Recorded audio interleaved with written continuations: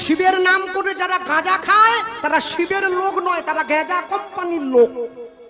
শিব কোনোদিন গাঁজা খায় না। গাঁজা খায় কারা? বলে ভাং খায় চেলা, নাম করে ভোলা। শেওড়াপুলির ঘাট থেকে জল তুললে 40 কিলোমিটার পায়ে হেঁটে যেতে হয় তারকেশ্বর। আমি কাঁধে বাঁক নিয়ে মানুষে চিৎকার করে, ভোলে বাবা পার করে দাও। কোথা পার করবে? তুমি কোথায়? আমি সকালবেলা বেরিয়েছি, একটা ছেলে কাঁধে বাঁক নিয়ে যাচ্ছে, পায়ে গামছা বেঁধে দিয়েছে, পাটা ফুলে গিয়েছে। হ্যালো ভাই, কোথায় যাচ্ছ? ও ছুটে আমার কাছে এসে বলছে, আপনার মুখটা চেনা লাগছে, কীর্তন করেন না?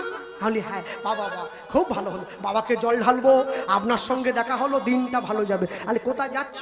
বলে বাবার মাথায় জল ঢালতে। কেন? বলে আমার ছেলে বউ যাতে ভালো থাকে।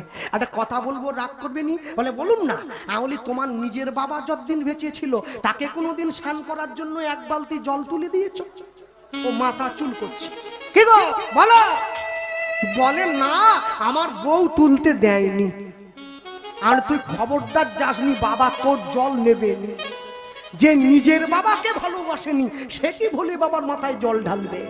যতই যাও না মন্দির মসজিদ, যতই যাও না তীর্থস্থান, বাবা আমাকে না বাসিলে ভালো পাবে না কোনোদিন ভগবান।